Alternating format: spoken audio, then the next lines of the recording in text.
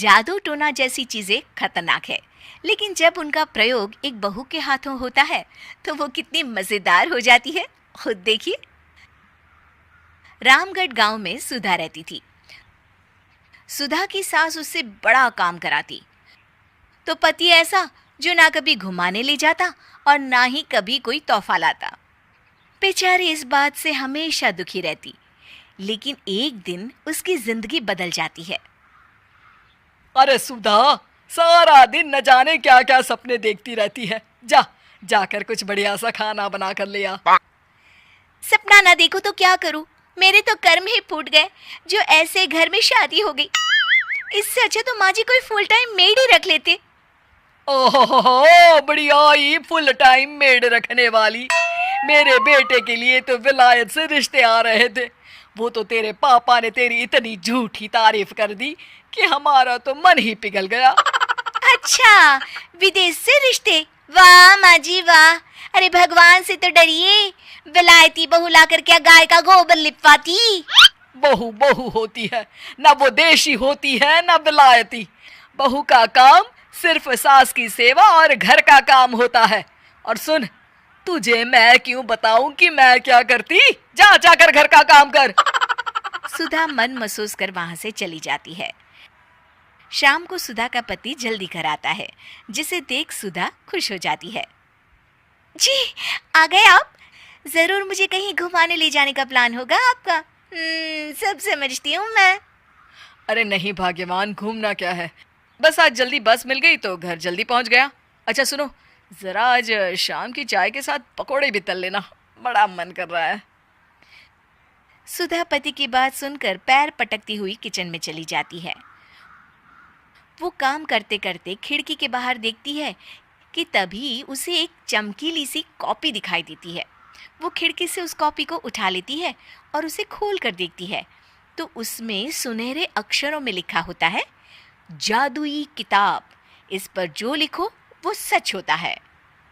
सुधा उस किताब को देखकर खुश हो जाती है और जल्दी से पास रखी पेंसिल उठाकर उसमें लिख देती है, मेरी सास सारा काम कर दी।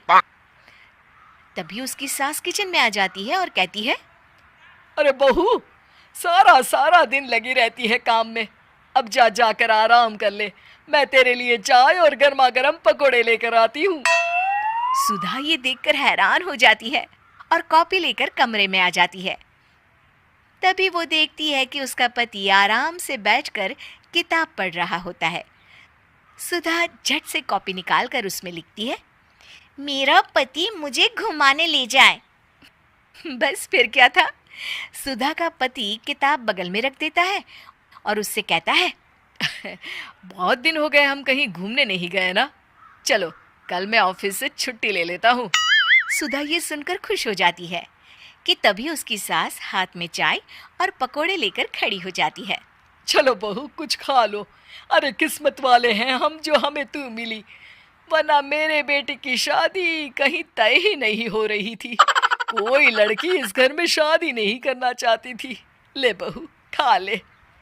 अब तो सुधा की बल्ले बल्ले हो गई थी। सुधा की सास और पति बस उसके इशारों पर घूमते। एक दिन सुधा को सास का हार पसंद आ जाता है। वो सास से कहती है, माँ जी कितना खूबसूरत हार है, क्या ये हार आप मुझे दे देंगी?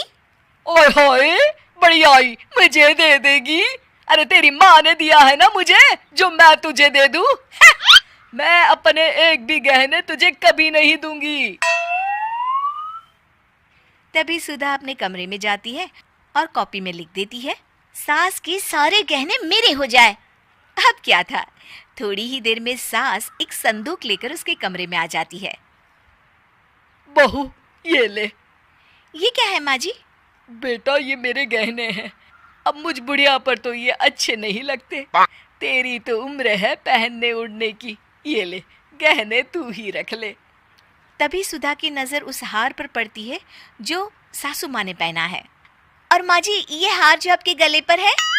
सास हार उतारते हुए कहती है, हाँ हाँ बहू, ये भी ले ले। फिर कान के टापस उतारते हुए कहती है, ये ले बेटा, तू ये भी ले ले। फिर एक एक कर वो अपने सारे पहने हुए गहने उतारने लगती है। ये भी ले ले बहू, ये भी ले ले। सुधा तो खुशी के मारे बौखला जाती है। हाँ हाँ, लाइए लाइए, लाइए लाइए। तभी सुधा का पति उसके पीछे आकर खड़ा हो जाता है और जोर से चिल्लाता है। अरे सुधा, क्या हुआ? क्या लाइए लाइए कर रही हो? अरे जरा कढ़ाई में तो देख लो, सारे के सारे पकोड़े जल गए। तभी सुधा की सास भी उसके सामने आ जाती है। इस लड़की से तो एक काम ठीक से नहीं होता, दिन भर सपने ही देखती रहती है। तभी सुधा को होश आता है। वो खिड़की के बाहर देखती है जहां उसे कुछ दिखाई नहीं देता। दरअसल जादुई वादुई कुछ नहीं था, वो सिर्फ एक काल्पनिक सपना था जो सुधा अपनी जिंदगी से तंग आकर देख रही।